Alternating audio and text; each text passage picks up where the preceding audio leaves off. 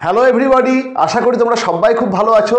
উচ্চ মাধ্যমিকের প্রথম পরীক্ষা বাংলা তোমরা দিয়ে দিয়েছো এবং প্রশ্ন যেহেতু ভালো হয়েছে, এক্সপেক্টেড যে তোমরা খুব ভালো লিখেছো এবং প্রথম পরীক্ষার যে উত্তেজনা সেটা অলরেডি তোমাদের কেটে গেছে। যাই হোক, আসল কথায় আসি যে পরশুদিন তোমাদের ইংরেজি পরীক্ষা। আর এই ইংরেজি পরীক্ষার মানে তোমাদের যে স্ট্রিমেই পড়ো, সায়েন্স, আর্টস, কমার্স, সবারই বাংলা ইংরেজিটা ম্যান্ডেটরি করতেই হয়। তারপরে নিজেদের পছন্দের সাবজেক্ট নিয়ে তোমরা পড়ো। কিন্তু যেটা আমরা দেখেছি যে নিজেদের পছন্দের সাবজেক্ট পড়ার চক্করে বাংলা ইংরেজিটা তুলনামূলকভাবে একটু নেগলেক্টেডই থেকে যায়। যদিও এগুলো মানে সবাইকে করতেই হয়, মানে প্রত্যেকটা স্টুডেন্টের জন্যই বাংলা ইংরেজি আছে, তারপরেও বাংলা ইংরেজি তুলনামূলকভাবে নেগলেক্টেড হয়। যাই হোক, বাংলা পরীক্ষা হয়ে গেছে, ভালো পরীক্ষা হয়ে গেছে। পরশুদিন ইংরেজি, অনেকেই ইংরেজি এখনও ঠিকমতো তৈরি হওনি। মানে আমি বলছি, মজা করেই বলছি, কিন্তু এটা খুব বাস্তব কথা। অনেকেই ইংরাজি একদম শেষ মুহূর্তে পড়ো। সারা বছর, বিশেষ করে সায়েন্সের স্টুডেন্টরা, তারা সারা বছর সায়েন্সের সাবজেক্ট পড়ো, বাংলা ইংরেজি খুব একটা পড়া হয়ে ওঠে। আর্টসের স্টুডেন্টরা তুলনামূলকভাবে ইংরেজিটা একটু বেশি পড়ে। কমার্সও তথই বচো, বেশি দেখা হয় না। যাই হোক, কী করবো, এই ভিডিও তোমরা মানে এইরকম ভিডিও তোমরা হাজার ঘন্টা দেখে নিয়েছো। কি করতে হবে তোমরা অলরেডি জানো।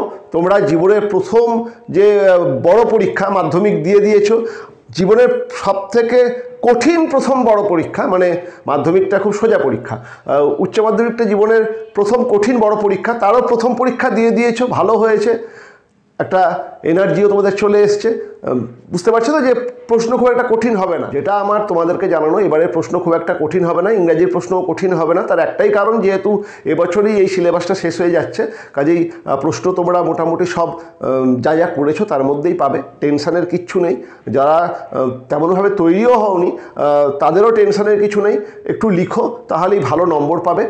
আমি তোমাদেরকে সাজেশান অলরেডি দিয়ে দিয়েছি, মানে প্রত্যেকটা টপিকের আলাদা আলাদা করে সাজেশান দিয়েছি।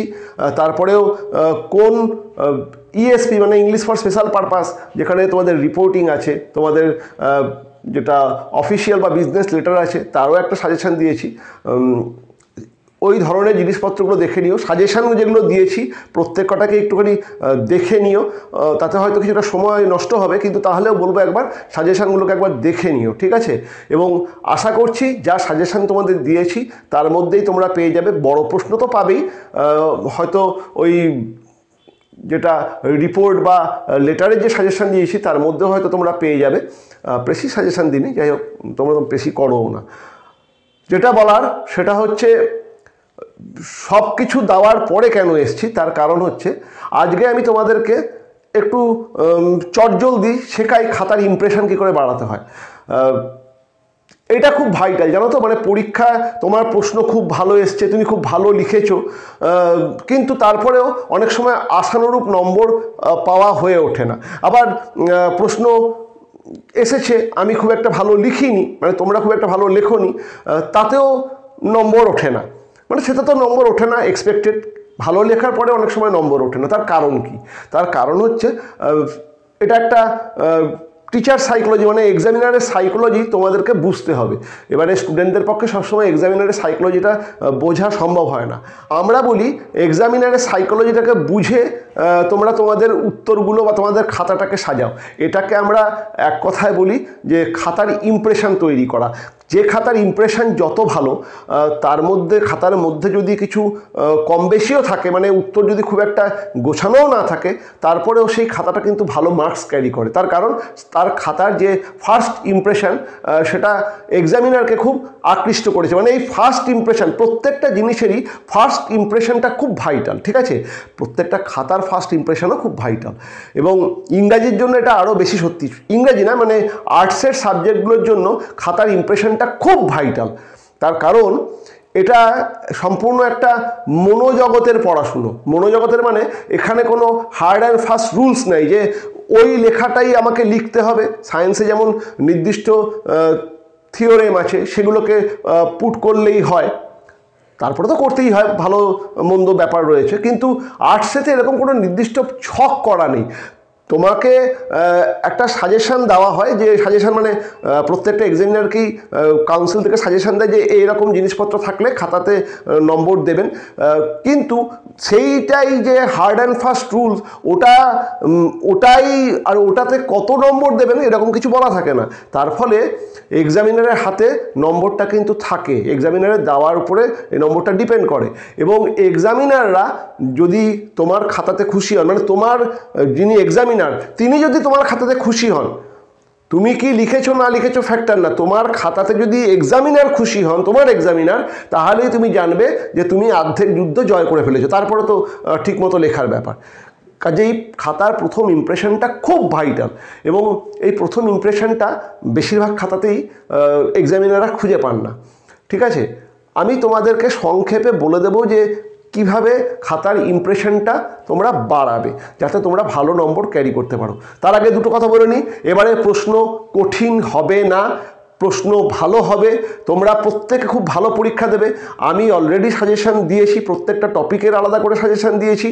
তারপরেও আর একটা মানে সাধারণ ছেলে মেয়েরা কী করবে তার উপরেও সাজেশান দিয়েছি, মানে সেখানেতে স্পেসিফিক প্রশ্ন উত্তরই রেখেছি, 4টের মধ্যে 2টো করে মাত্র রেখেছি। মানে যারা ওরকম যারা ভেরিয়েশান খুঁজছো না, যারা মোটামুটি ভালো নম্বর পেলেই হবে, তারা ওই সাজেশানটা দেখো। যারা একটু ভেরিয়েশান খুঁজছো, একটু বেশি নম্বর পেতে চাইছো, বেশি নম্বর পেতে গেলে একটু বেশি খাটতে হয়, তারা সেই আগের সাজেশানগুলো দেখো। যে যেটা করবে সাজেশানগুলো দেখে নিও, আশা করছি সাজেশানের মধ্যেই পড়বে।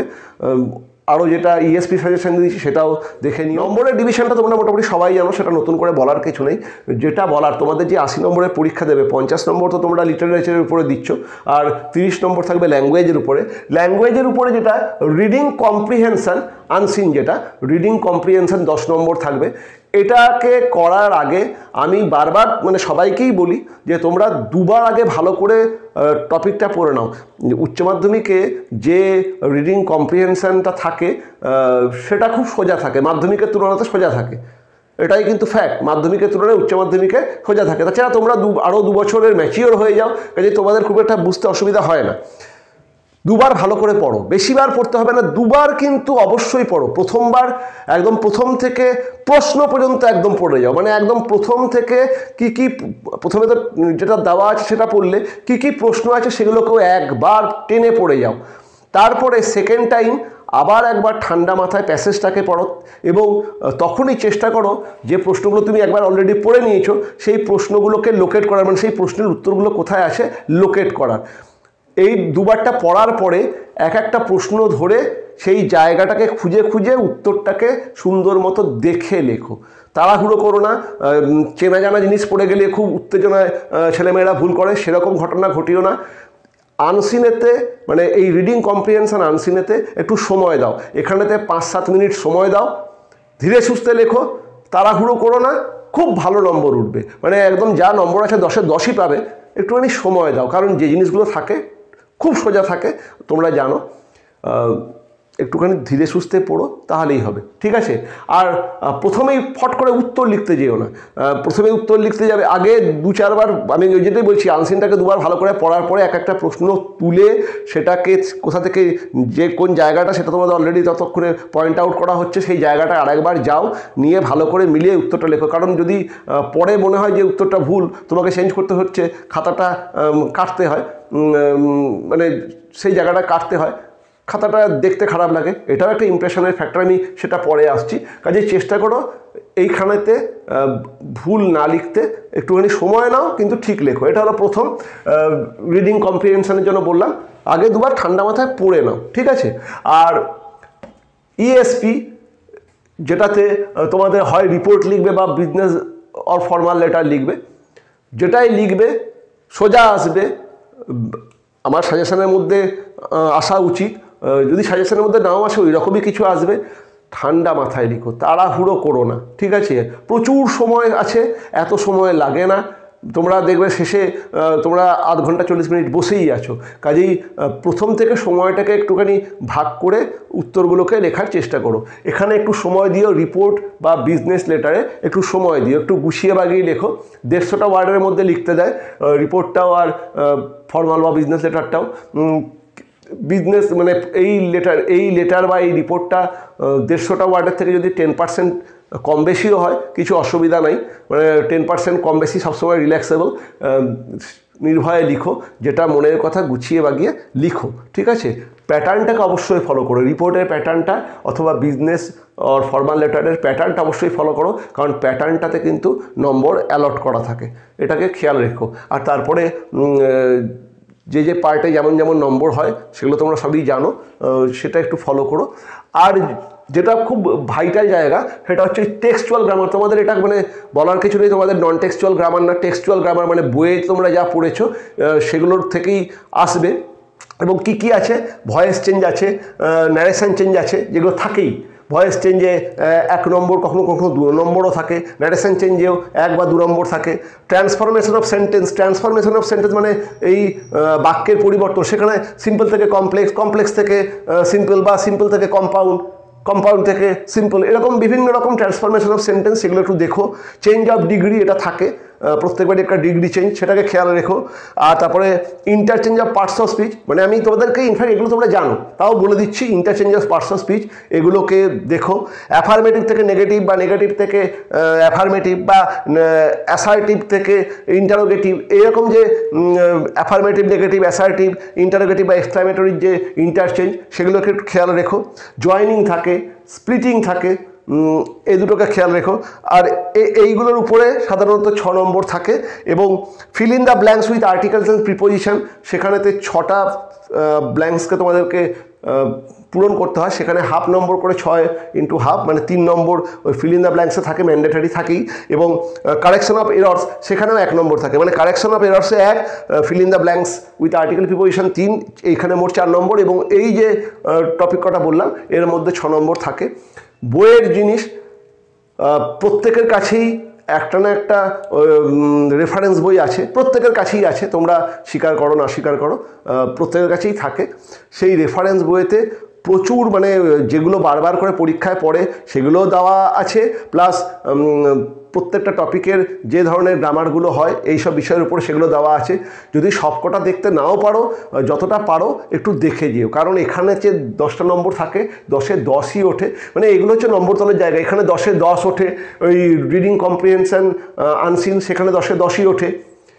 প্রশ্ন উত্তর যে 50 নম্বরে তোমরা দেবে সেখানেতে 50-এ 47-48 হামেশাই ওঠে, 49-50ও লোকে পায়। এই যেটা ইএসপিতেও 10-এ এখন প্রচুর ছেলেমেয়ে 10-এ 10 পায়, অনেকে 10 না পেলেও 9, 9.5 হামেশাই ওঠে। কাজে এগুলো একটুখানি ঠিকঠাক করে খেয়াল রেখো। আর বারবার করে বলছি তোমরা টেনশন করো না, প্রশ্ন খুব ভালো হবে। যারা তেমনভাবে তৈরিও হওনি তারাও একটুখানি কনফিডেন্টলি পরীক্ষা দাও, দেখবে নম্বর খুব ভালো পাচ্ছ। এরপরে এগুলো তো বলে দিলাম, আসল কথাটায় আসি, যেটার জন্য এই ভিডিওটা করা।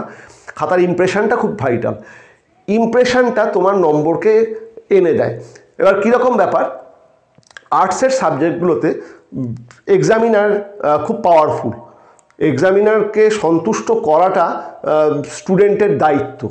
মানে পার্টিকুলারলি এই আর্টসের সাবজেক্টগুলো, যেমন মানে যেগুলোতে আর্টসের সাবজেক্ট বলতে নেই, যেগুলোতে লিটারেচারের ব্যাপার রয়েছে, ল্যাঙ্গুয়েজ অ্যান্ড লিটারেচার, যেমন বাংলা, যেমন ইংরাজি, এখানেতে এক্সামিনারের হাতে অনেকটাই ক্ষমতা দেওয়া থাকে। কারণ প্রত্যেকের কিছু নির্দিষ্ট মানকে ফলো করতেই হয় এক্সামিনারদেরকে, তারপরেও লেখার টেকনিক, তারপরে গঠনশৈলী, বাক্যের বিন্যাস, কম্প্যাক্টনেস, এসব অনেক ব্যাপার কিন্তু একসঙ্গে খুব একটা ভাইটাল রোল প্লে করে। খাতার ইমপ্রেশন কী করে বাড়াবে? ইমপ্রেশন বাড়ানোর জন্য বোর্ডের একটা নির্দেশিকা আছেই, সেটা হচ্ছে যে তোমরা ট্রাই টু বি প্রিসাইজ, খুব সংক্ষেপে লেখার চেষ্টা করো এবং সংক্ষেপে নিজের মনের ভাবকে প্রকাশ করার চেষ্টা করো। পৃথিবীর সবথেকে কঠিন কাজ সংক্ষেপে নিজের মনের ভাবকে প্রকাশ করা। কাজেই বোর্ড বললেই যে তোমরা সংক্ষেপে মনের ভাব প্রকাশ করতে পারবে, মানে আমরাই পারি না, যারা পারেন তারা মহান, কিন্তু সবাই পেরে ওঠে না। কাজেই ওটা বলাই থাকে, যদি পারো খুব ভালো, অসাধারণ। সে খাতার কোয়ালিটি সব থেকে ভালো বলেই গণ্য করা হয় যদি সংক্ষেপে নিজের মনের ভাবকে প্রকাশ করতে পারো। হাতের লেখাটা একটু স্পষ্ট ঝকঝকে হওয়া দরকার। এবারে হাতের লেখা এই 12 ক্লাসে এসে চেঞ্জ করা সম্ভব না, তারপরেও যাদের হাতের লেখা খুব জড়ানো, যেমন আমার নিজের হাতের লেখাও জড়ানো, এটা আমার মাস্টারমশাই আমাকে বলেছিলেন, আমি তোমাদেরকে বলছি, সেটা হচ্ছে লেখাগুলো, মানে এখানে তো পাতার রেস্ট্রিকশান নাই, তুমি নিতেই পারবে, তুমি দরকার হলে একটু বড় বড় লেখো, মানে যেটুকুই লিখবে একটু বড় বড় লেখো, ছোট ছোট লিখো না। হাতের লেখা জড়ানো হলে, যদি হাতের লেখা ছাপার মতো হয়, ছোট লেখো, বড় লেখো, মেজো লেখো, সবেতেই চলে, কিন্তু হাতের লেখা যদি তোমাদের জড়ানো হয়, খুব একটা পরিষ্কার না হয়, তাহলে লেখাগুলোকে একটু বড় লেখার চেষ্টা করো। একটু বড় লিখলে, প্রমিনেন্ট হলে এক্সামিনারের পড়তে সুবিধা হয়, এবং পড়তে যদি সুবিধা হয় এক্সামিনার, যদি তোমার উত্তরের ভেতরে মশলা থাকে চট করে বুঝতে পারবে, নম্বর বেশি পাবে। আর যদি উত্তরের মধ্যে মশলা একটু কমও থাকে, এক্সামিনার এটাতে খুশি হয় যে না, তুমি এক্সামিনারকে বেশি কষ্ট দিচ্ছ। খুব ভাইটাল একটা ব্যাপার যে তোমার একটা খাতা নিয়ে যদি এক্সামিনারকে কুস্তি করতে হয়, সেই খাতাটার ভেতরে কী তুমি লিখেছো সেটাকে উদ্ধার করতে হয়, তাহলে তোমার খাতার ইমপ্রেশন সব থেকে কমে আসে, এবং তুমি অনেক কিছু লেখার পরেও তুমি প্রাপ্য নম্বর কখনোই পাবে না, কারণ প্রথমেই তোমার খাতাটা এক্সামিনারকে বিরক্তি ধরিয়ে দিয়েছেন। এই জন্য খাতাটাকে একটু সুন্দর করার চেষ্টা করো, লেখাটাকে একটু প্রমিনেন্ট বা একটু স্পষ্ট করার চেষ্টা করো, একটু বোল্ড লেখো, একটু বড় লেখো, যাতে এক্সামিনার তুমি যাই লেখো তিনি যেন সেটাকে পড়তে পারেন, এবং সেই পড়াটা যদি তার ইজি হয়, তোমার অনেক দোষ ত্রুটি কিন্তু সেখানেই মাপ। এটা কিন্তু খুব ভাইটাল ব্যাপার, এটা বেশিরভাগ জনই জানে না। এটা তোমাদেরকে বলে দিই, এক্সামিনারের সাইকোলজি আমি তোমাদেরকে বলছি, আমি কোনো স্টুডেন্টের সাইকোলজি বলছি না, আমি তোমাদের এক্সামিনারের সাইকোলজি বলছি।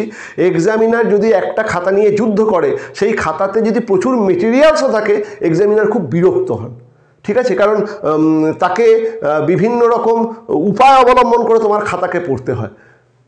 অনেকেই ভাবে যে আমরা অনেক কিছু জানি না, কাজে একটুখানি, মানে এটা স্টুডেন্ট সাইকোলজি, যে একটু জড়ানো লিখে দিই, একটুখানি ওভাররাইট করি, একটুখানি পেঁচিয়ে পেঁচিয়ে লিখি, একটু ঘিজি ঘিজি লিখি, তাহলে সবটা আমার পড়তে পারবে না।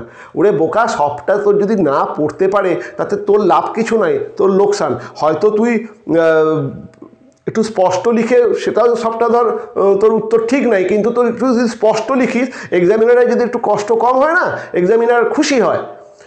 এক্সামিনারকে খুশি করাটা কিন্তু খুব ইম্পর্টেন্ট, এটা কিন্তু সবসময় বুঝতে হবে। কাজেই লেখাটাকে একটু প্রমিনেন্ট করো। এক্সামিনেশন সম্পর্কে একটা খুব ভাইটাল কথা আছে, এটা আমার কথা না, বিখ্যাত এক মনীষীর কথা। Examination is a place not to show your knowledge but to hide your ignorance. Examination is a place not to show your knowledge but to hide your ignorance. পরীক্ষা হলটা কোনো জ্ঞান দেখাবার জায়গা না, পরীক্ষা হলটা তুমি যেটা জানো না সেটাকে লুকিয়ে রাখার জায়গা। মানে লেখার খাতা দিয়ে তুমি যদি অসামান্য জ্ঞান ফলাও, মানে উত্তর লেখা আলাদা জিনিস আর জ্ঞান দেখানো আলাদা জিনিস, ওগুলো যারা এক্সামিনার তারা বোঝেন। তুমি যদি সেই জ্ঞান ফলাও, তুমি যাকে উদ্দেশ্য করে এই জ্ঞানটা ফলাচ্ছ, তোমার এক্সামিনার, তিনি তোমার থেকে জ্ঞানী, তাই তিনি তোমার এক্সামিনার, ঠিক আছে। কাজেই বেশি জ্ঞান দেখাবার দরকার নেই। এক্সামিনেশনটা কি, তুমি যেটা জানো না সেটাকে লুকিয়ে রাখার জায়গা। অনেক কিছুই তুমি জানো না, চেষ্টা করো সেই সমস্ত ত্রুটিগুলোকে যেগুলো তুমি জানো না, সেটা যেন এক্সামিনার জানতে না পারেন যে তুমি সেটা জানো না।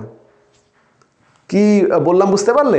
তুমি যেটা জানো না, তুমি তোমার খাতার মধ্যে সেটাকে দেখিওই না, যাতে এক্সামিনার না জানেন যে তুমি ওটা জানো না। তুমি জানো না অথচ একটা জিনিসকে তুমি খাতার মধ্যে রাখলে, এক্সামিনারকে তুমি জানালে যে তুমি জানো না। এক্সামিনার হয়তো সেই ব্যাপারটা নিয়ে অতটা চিন্তিত ছিলেন না, কিন্তু তুমি তাকে জানাচ্ছ, তাই তিনি জানছেন। সেই জন্যই খেয়াল রেখো, examination is a place not to show your knowledge but to hide your ignorance. এটা খুব ভাইটাল ব্যাপার, ছাত্রছাত্রীরা এই ব্যাপারটা ঠিকমতো বোঝে না। যেটা আর একটা ভাইটাল ব্যাপার, খাতার লেখা বললাম, ইউজ করো কালো কালির পেন। নীল কালি, কালো কালি, দুটো কালিকেই ইউজ করা যায়, কিন্তু কালো কালি, যারা খাতা দেখেন তাদের কথা বলছি, কালো কালিতে লেখাটা খুব স্পষ্ট, খুব প্রমিনেন্ট আসে। নীলের তুলনায় কালো কালির প্রমিনেন্সই বেশি। চেষ্টা করো, মানে আর চোখের উপরে এফেক্টও বেশি, চেষ্টা করো কালো কালির পেনে লিখতে, ঠিক আছে। আর খুব যদি ইচ্ছা হয় প্রাণে, তাহলে দুটো কালি, মানে নীল আর কালো একসঙ্গে ইউজ করতে পারো। একসঙ্গে ইউজ করতে পারো মানে একটা প্রশ্নের মধ্যেই অর্ধেক নীল অর্ধেক কালো এসব লিখো। অনেক সময় হয় আন্ডারলাইন করার জন্য, মানে ডিমার্কেশনটা দেখানোর জন্য, বা টাইটেলটা অনেকে অন্য কালি ইউজ করে, করতে হবে কোনো ম্যান্ডেটরি না। ইনফ্যাক্ট ওই জন্য মানে আর্টসের খাতাতে নম্বর বেশি আসে না। ওর জন্য ভূগোল, জীবনবিজ্ঞান, এই ধরনের কিছু খাতা যেখানে এই এই ব্যাপারটা মানে চিত্রশিল্পের ব্যাপার থাকে, সেখানেতে এইরকম 2-3টে কালির ইউজ হয়, কিন্তু আর্টসের খাতাতে এগুলো খুব একটা ফ্যাক্টর না। আর্টসের খাতাতে ভেতরে লেখার ফ্যাক্টর। যদি এই ল্যাঙ্গুয়েজ লিটারেচারের খাতা তোমার খুব ঝকঝক করে সাজাতে ইচ্ছা হয়, ম্যাক্সিমাম 2টো কালি ইউজ করো এবং উত্তরটা একটা কালিতেই 99.9% লিখো। আর যদি ওই ডিমার্কেশনের জন্য অন্য একটা কালি ইউজ করলে মানে করতে পারো। আর কালো কালিতে লিখলে লেখা কিন্তু অনেক স্পষ্ট হয়। আবার কালো কালির একটা দোষও আছে, যদি কাটো বারবার সেটা আবার চোখে খুব এফেক্ট ফেলে। এই জন্য চেষ্টা করবে খাতাতে বেশি কাটাকাটি না করতে, ঠিক আছে? আর কাটলেও সেই কেটে একদম কি মানে এক জায়গাতেই 10খানা দাগ মেরে মেরে কাটার কোনো দরকার নেই। একটা পেন থ্রু করো, দ্যাটস এনাফ। তুমি তো কাটছো, যে তুমি কাটলে ওই একটা পেন থ্রুতেই এক্সামিনারে বুঝে নেবেন যে তুমি কেটেছো, কিন্তু খাতাটা ঝকঝকে থাকবে, খাতাটাকে ঝকঝকে রেখো। এটা হলো আর একটা জিনিস। খাতার যেটা মার্জিনের জন্য আলাদা কোনো নম্বর নেই। মার্জিন হাত দিয়ে ভাঁজ করলেই মার্জিন হয়, মানে ভাঁজ করেতেই মার্জিন দিলে এনাফ, অন্ততপক্ষে ইংরেজি বাংলার ক্ষেত্রে। তারপরেও যদি তোমাদের প্রাণে খুব ইচ্ছা হয় যে না মার্জিন দেবো, দিতে পারো। মার্জিন দিলে তো সবসময় সব কিছুই ভালো, দিলে খুব ভালো।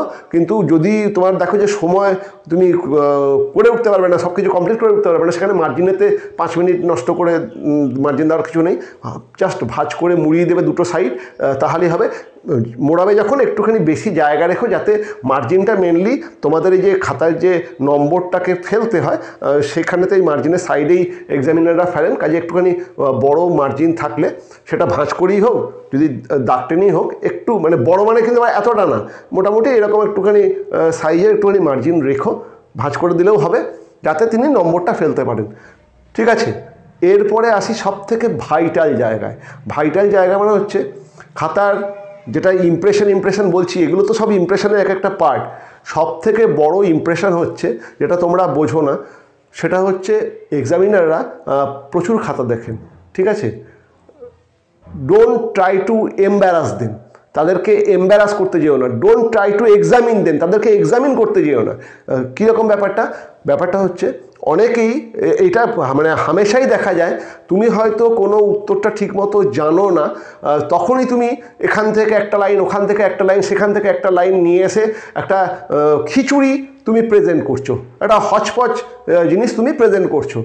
তুমি ভাবছো যে আমি তো খাতায় লিখলাম, ওই লিখেছি বলেই আমাকে এক্সামিনার নম্বর দেবেন না। যদি দুটো যে কনটেক্সটে তোমার উত্তর, সেই কনটেক্সটের উপরে বা যে টপিকে তোমার উত্তর, সেই টপিকের উপরে যদি তুমি 2টো লাইন সাদামাটাও লেখো, সেখানেও এক্সামিনার হয়তো দয়াবশত কিছু নম্বর দেবেন। কিন্তু তুমি 3টে আলাদা আলাদা গল্প থেকে একটা একটা করে লাইন তুলে নিয়ে এলে, সঙ্গে আবার এই কম্প্রিহেনশন থেকেও একটা লাইনকে ঢুকিয়ে দিলে, নিয়ে একটা বেশ সুন্দর ছবি খাতাতে প্রেজেন্ট করলে, এটা থেকেও খুশি হন না। এবং তখন এক্সামিনাররা ভাবেন যে তুমি তাদের সঙ্গে মস্করা করছো বা তুমি তাদেরকে বিরক্ত করছো, এটাই তোমার আসল ইন্টেনশন, ঠিক আছে? এটা করতে যেও না। তুমি যদি ধরো কোনো উত্তর তোমরা জানো না, সেক্ষেত্রে যে টপিকটার উপরে এই প্রশ্ন, সেই টপিকের কিছু বেসিক ইনফরমেশনও দাও, তাতেও চলবে। ধরো প্রপোজাল, আন্তন চেকবের প্রপোজাল থেকে একটা প্রশ্ন এসছে, যে প্রশ্নটার উত্তর তুমি জানো না, কিন্তু তুমি এটা জানো যেটা আন্তন চেকবের দ্য প্রপোজাল থেকে এসছে। তুমি এটা জানো যে প্রপোজাল একটা নাটক, এবং তুমি এটা জানো যে প্রপোজালেতে 3টে ভাইটাল ক্যারেক্টার আছে, এগুলো তোমরা জানো, যে নাতালিয়া, লোমভ, চুবুকভ। তুমি যদি সেই প্রশ্নটা ধরো খুব একটা জটিল প্রশ্ন এসছে, তুমি পারছো না, তুমি খাতাতে ফাঁকা রেখো না, সেটার পর কথা পরে আসছি। তুমি দরকার হলে যে এই লাইনটা আন্তন চেকবের দ্য প্রপোজাল নাটক থেকে নেওয়া হয়েছে, দ্য প্রপোজাল নাটকে আমরা চুবুকভ, লোমভ এবং নাতালিয়া 3টে ক্যারেক্টার দেখি, এরকম 2-3টে যদি ইনফরমেশান, হয়তো সেই ইনফরমেশানগুলো খুব একটা ওই প্রশ্নের জন্য ইম্পর্ট্যান্টও না, কিন্তু তুমি যদি 2-3টে ইনফরমেশানও দাও, উল্টোপাল্টা লেখার থেকে যদি তুমি সেই জায়গাটাকে যদি লোকেট করতে পারলে তো খুব ভালো, বা সেই টপিকটাকে লোকেট করে টপিক সম্পর্কেও 2-4টে ইনফরমেশান দাও, তাতেও এক্সামিনাররা খুব ভালো। তোমাদের আইডিয়াই নাই, এক্সামিনাররা নম্বর দেওয়ার জন্য ব্যস্ত থাকেন, তারা খোঁজেন যে কোথায় নম্বর দেব, কোনো এক্সামিনার কোনো স্টুডেন্টের নম্বর কাটার জন্য ব্যস্ত থাকেন না, তাদের একটাই উদ্দেশ্য থাকে যে এক্সামিনাররা কীভাবে খাতাতে নম্বর দেবে। কাউন্সিলের নির্দেশিকা থাকে, অন্যান্য নির্দেশিকা থাকে, সেটা আলাদা কথা, কিন্তু তারপরে প্রত্যেকটা এক্সামিনার প্রাণপণে চেষ্টা করে স্টুডেন্টদেরকে নম্বর যাতে বেশি দেওয়া যায়। আগেকার দিনের কথা ভুলে যাও, এখন প্রত্যেকেই অত্যন্ত স্টুডেন্ট ফ্রেন্ডলি এবং প্রত্যেকেই চান তার স্টুডেন্টটা বা তাদের খাতাতে যারা দেখছেন তারা যেন ভালো নম্বর পায় এবং ভবিষ্যতের লড়াইতে একটু এগিয়ে থেকেই শুরু করে। নম্বরটা ভবিষ্যতের লড়াইয়ের জন্য খুব কাজে লাগে। কাজেই এক্সামিনারকে কষ্ট দিও না। একটুখানি যদি তুমি কোনো টপিক না জানো তাহলে সেই যে টপিক, এটাই এই গোটা ভিডিওর আসল কথা, সেই যে টপিক, সেটা যে টপিকের উপরে প্রশ্নটা সেট হচ্ছে সেই টপিকের কিছু বেসিক ইনফরমেশান সুন্দর করে লেখো, সুন্দর করে সেই বিষয়ের কোনো বেসিক ইনফরমেশান, এটা যারা সারা বছর তেমন পড়ে উঠতে পারোনি তাদের জন্য আমি বলছি, সেই বিষয়ে ফাঁকা রাখবে না একদমই। কিন্তু কোনো বিষয় জানি না, কোনো টপিক জানি না, আমি ফাঁকা রেখে দিলাম, সেটার কোনো উত্তরই লিখলাম না, এটা ভয়ানক ভুল। তার কারণ এক্সামিনারকে নম্বর, কোনো প্রশ্নে নম্বর দিতে গেলে সেই লেখাতে কিছু, মানে সেই প্রশ্নতে কিছু লেখা থাকতে হয়। রামশ্যাম যদুমধু যাই থাকুক, কিছু লেখা থাকতে হয়। কিছু লেখা যদি তোমরা না লিখে পুরোটাই ফাঁকা লেখো, সেক্ষেত্রে তিনি নম্বর দিতে চাইলেও বা কোথায় দেবেন? সাদা খাতায় নম্বর দেবেন? সম্ভব না। এটা হলো নাম্বার 1। নাম্বার 2, যে একটা মানে উত্তর লিখছি বলে তুমি 5খানা টপিক থেকে একটা করে লাইন, যেগুলো তোমার মনে আছে এবং সঙ্গে এখানেতে একটা দুটো প্রশ্ন, অনেকে আবার প্রশ্ন ঢুকিয়ে দেয়, অনেকে আবার এই রিডিং কম্প্রিহেনশন থেকে দুটো লাইন নিয়ে এসে একটা উত্তর, নিজস্ব উত্তর, যে উত্তর কেউ কোনোদিন শোনেনি আর কোনোদিন শুনবেও না, সেরকম উত্তর বানিয়ে দেয় এবং ভাবে যে ওতে কেন নম্বর পাচ্ছি না আমি, যে একটা মানে তারা ভাবে যে এক্সামিনারটা তো ঠিকমতো বোধহয় দেখে না, খাতা পড়ে না, ও নম্বর দিয়ে দেবে। একদম এসব করতে যেও না। এক্সামিনাররা খুঁটিয়ে খাতা পড়েন, ঠিক আছে? তারা ভালো খাতার অপেক্ষা করেন, তাই সেই ভালো খাতা খুঁজতে তো তারা খাতা পড়তেই হবে তাদেরকে। যারা সাদা খাতা মানে রাখবে না আর এইসব উল্টোপাল্টাও লিখবে না। যদি তুমি কোনো টপিকটা না জানো, প্রথমেই যদি না জানো স্বীকার করে নেওয়া ভালো। স্বীকার করলে তোমার উপরে আমার একটা সেন্টিমেন্ট যে না, ছেলেটা স্বীকার করেছে, তার সেই সাহসটা আছে, এইটা প্রত্যেকের মধ্যে, প্রত্যেকটা মানুষের মধ্যে থাকে। এক্সামিনেশন একটা সাইকোলজিক্যাল গেম, স্টুডেন্টের সাইকোলজির সঙ্গে এক্সামিনারদের সাইকোলজির একটা গেম, এটা খালি খেয়াল রেখো। সেক্ষেত্রে কি করবে? সেক্ষেত্রে ফাঁকা তো রাখা যাবে না, ফাঁকা রাখলে এক্সামিনার নম্বরই দিতে পারবেন না, ঠিক আছে? এক্সামিনারকে নম্বরটা দেওয়ার একটা জায়গা করে দাও। এক্সামিনার কিন্তু নম্বর দেবেন বলেই তোমার খাতাটা নিয়ে বসছেন, মানে এক্সামিনার খাতা তুলেই এক্সামিনার একটা মোটামুটি প্রত্যেকটা এক্সামিনারের একটা চিন্তা থাকে যে এই ছেলেটাকে কেমন নম্বর দেবো। খাতা তুললে এটা এক্সামিনাররা ফিল করতে পারেন যে কেমন নম্বর দেবো, এবং সেই নম্বরটাই মোটামুটি তিনি দেওয়ার প্রাণপণে চেষ্টা করে যান। তাকে সেই নম্বরটা দেওয়ার জায়গাটা করে দাও, তিনি যেন নম্বরটা দিতে পারেন। সেক্ষেত্রে কি করবে? যেটা যদি জানো না, সেটার জন্য একদম যে টপিক থেকে নেওয়া হয়েছে তার কিছু বেসিক ইনফরমেশান সুন্দর হাতের লেখায় সেখানে লিখে দাও। বেসিক ইনফরমেশান, যে ধরো ওই বললাম ওই যে প্রপোজাল, এটা একটা নাটক, এই নাটকটির লেখক অ্যান্তন চেখভ, এই নাটকে এই 3টি ক্যারেক্টার, মেন ক্যারেক্টার, এই 3টে লাইন লেখো। তারপরে ধরো আরও অনেক প্রশ্ন আছে, তুমি পারছো না, ওগুলো কেটে দিও না, ওই 3টেকে সুন্দর করে লিখে তুমি তোমার উত্তর ছেড়ে দাও।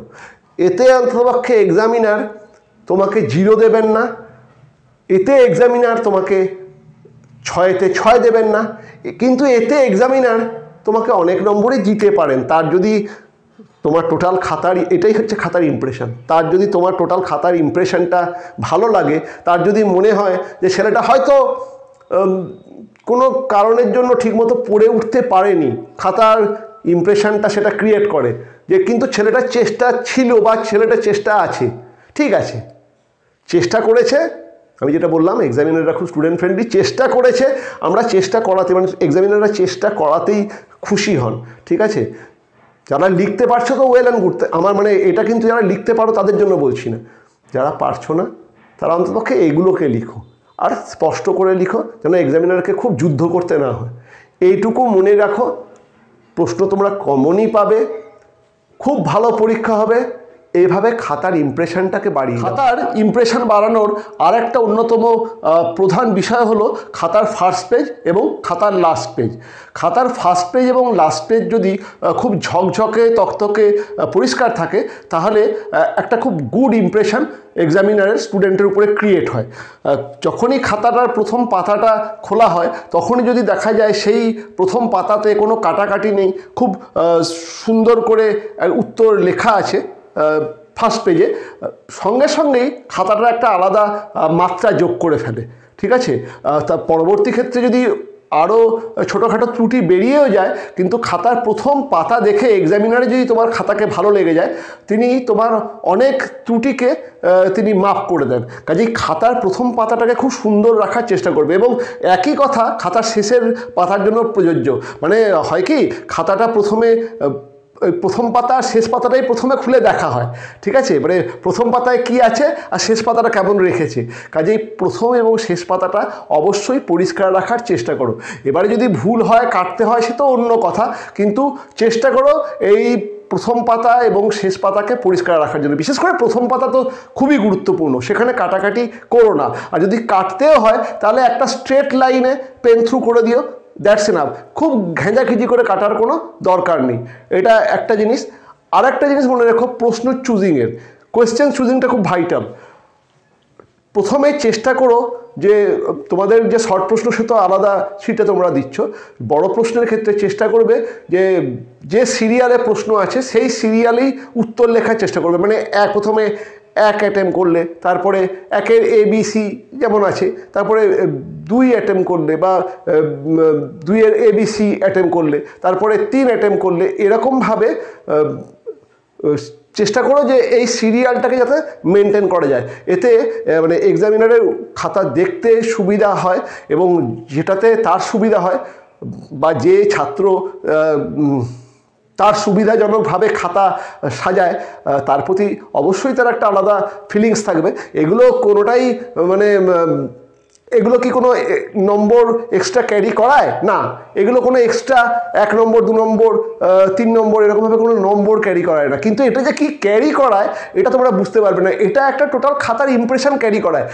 আর সেই ইমপ্রেশনটা কেমন ভাইটাল জানো? ধরো কোনো একটা প্রশ্নের উত্তর 6-এর মধ্যে আমার তেমন মনোপ্রুত হয়নি, আমি তোমাকে দিতে যাচ্ছি 3 কি 3.5, কিন্তু তোমার খাতাটা খুব গোছানো এবং তোমার প্রথম পাতা শেষ পাতা খুব সুন্দর, তুমি সিরিয়াল মেনটেন করে করেছো। আমার মনে তখন হবে যে এই ছেলেটা খেটেছে, সে হয়তো ঠিকমতো উত্তর দিতে পারেনি, কিন্তু সে যথেষ্ট খেটেছে এবং সে আমাকে খুশি করার চেষ্টা করেছে। এটা ফিল করলে ওই 3.5 বা 3.5টাই হয় দেখা যাবে 4 বা 4.5 হয়ে গেছে। এরকমভাবে যদি প্রতিটা প্রশ্নে হাফ নম্বর বেড়ে যায়, এটা অনেকটাই বেড়ে যাওয়া। ঠিক আছে, এইগুলো কিন্তু একটু মনে রেখো। আর সিরিয়ালটাকে মেনটেন যেমন করবে, চেষ্টা করো, সবসময় এটা হয়ে ওঠে না, কিন্তু চেষ্টা করো যে অরের যে প্রশ্ন থাকে, ধরো 1-এর জায়গাতে তোমাকে 2টো প্রশ্ন দিয়েছে, যে কোনো একটা করতে হবে, 1 নম্বর অর 2 নম্বর, চেষ্টা করো প্রথমটা করার। কারণ প্রথমটাই মানে এটাই হচ্ছে প্রথমটাই তোমার কাছে চাওয়া হয়। যদি তুমি না পারো তখন অরটাকে দেওয়া হয়। ঠিক আছে, যদিও তোমাদের যে প্রশ্নগুলো যেরকম সেখানে সেরকম ঠিক এক্স্যাক্ট সেরকম ব্যাপার না, সেখানে সব প্রশ্নেরই মোটামুটি একই কোয়ালিটির রাখা হয়। তারপরেও এটা একটা সাইকোলজিক্যাল এফেক্ট যে প্রথমে প্রশ্ন যে অ্যাটেম্প করে, মানে প্রথম প্রশ্ন অ্যাটেম্প করা মানে কি, সে দস্তুর মতো একদম, সাধারণত প্রথম প্রশ্নগুলো একটুখানি টাফ রাখা হয়, ফার্স্ট প্রশ্নগুলো, এবং সেই প্রশ্নগুলো যে খুব সহজেই অ্যাটেম্প করে তার খাতার একটা আলাদা ইমপ্রেশন অবশ্যই ক্যারি করে। না পারলে কী করবে? না পারলে কিছু করার নেই। ধরো এই প্রপোজাল থেকে প্রথমে একটা অক্সেন উইন্ডোজের উপর প্রশ্ন এসছে, সেটা তোমার করা নেই, তারপরে এসছে ক্যারেক্টার অফ ধরো লোমাও, সেটা তোমার করা আছে, তখন তোমাকে 2 নম্বরটাই লিখতে হবে। কিন্তু আমি কি বলছি যে ধরো অনেক সময় থাকে কি 1 এবং 2 তার মধ্যে দুটোই হয়তো তুমি জানো এবং দুটোই হয়তো সমান মানে যেটা এই জানার মধ্যে যেটা ভালো সেটাকেই অবশ্যই করতে হবে, জানার মধ্যে যেটা ভালো সেটাকেই করবে। কিন্তু ধরো তুমি দুটোতেই সমানভাবে ভালো তৈরি হয়েছো, তাহলে অবশ্যই প্রথমটাকে করার চেষ্টা করো। এটা একটা আলাদা খাতার একটা আলাদা ইমপ্রেশনকে ক্রিয়েট। আর একটা কথা, খাতার মাঝখানে কোথাও নিজের স্কুলের নাম, নিজের অঞ্চলের নাম এগুলোকে ডাইভার্জ করো না, এবং উল্টোপাল্টা কথা লিখো না।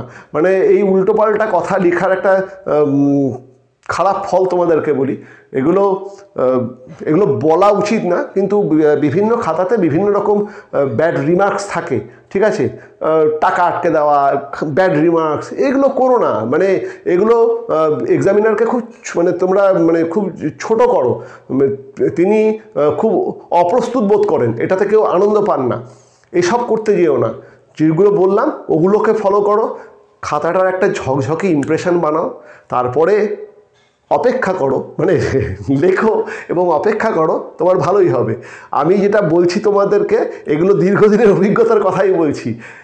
এক্সামিনারকে বোকা ভেবো না, এক্সামিনারকে খারাপ ভেবো না। এক্সামিনাররা বুদ্ধিমান, তাই তারা এক্সামিনার, তোমার থেকে অনেক বেশি তারা বুদ্ধি রাখেন। এক্সামিনারকে খারাপ ভেবো না। কোনো এক্সামিনার কোনো স্টুডেন্টের ক্ষতি চান না। এক্সামিনাররা নম্বর দেওয়ার জন্য ব্যগ্র থাকেন। আমি তোমাদেরকে একদম সত্যি কথা বলছি। এক্সামিনাররা প্রাণপণে চেষ্টা করেন, স্টুডেন্ট নম্বর হয়তো পাবে না, তারপরেও এক্সামিনারের প্রাণপণে ইচ্ছা থাকে যে স্টুডেন্টকে আরও 5টা নম্বর পাইয়ে দেওয়ার। তোমরা এই ব্যাপারগুলো বোঝো না। এক্সামিনারকে জাস্ট একটুখানি খুশি করো, খাতাটা একটু পরিষ্কার রাখো, উল্টোপাল্টা কথা লেখো না। যদি তুমি না জানো সেটাকে বাংলায় লিখতে যেও না যে আমি এটা জানি না। তুমি বললাম যে সে বেসিক পয়েন্টস কটা দাও, তিনি অন্ততপক্ষে এটাতে শিওর হন যে তোমার ওই টপিকটা পড়া ছিল। তুমি হয়তো উত্তরটা ঠিকমতো করতে পারছো না, তোমার টপিকটা পড়া ছিল, তোমার এইসব ক্যারেক্টারগুলো জানা আছে, জিনিসটা সম্পর্কে জানা আছে। তার তিনি মানুষ তো ক্ষমা ঘেন্না করে তোমাকে নম্বর দেবেন, এবং সেই নম্বরটা খুব একটা খারাপ হয় না, ভালোই হয়। এইগুলো ফলো করো, এটাই হচ্ছে খাতার ইমপ্রেশন। দেখবে অবশ্যই তোমাদের ভালো রেজাল্ট হবে। ওকে, যাই হোক, অনেক বড় ভিডিও হয়ে গেল। আর না, ভালো করে ভিডিওটা একটু শুনে নিও, কারণ এগুলো খুব দরকারি। এগুলো চট করে কেউ বলে না। এইগুলোকে শুনে ভালো করে পরীক্ষা দিতে যেও, প্রশ্ন খুব ভালো হবে। ঠান্ডা মাথায় পরীক্ষা দিও।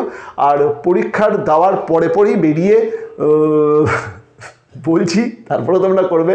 উত্তর অত মেলাবার কিছু নেই, যা পরীক্ষা দিয়েছো ভালোই হবে, ভালোই হবে।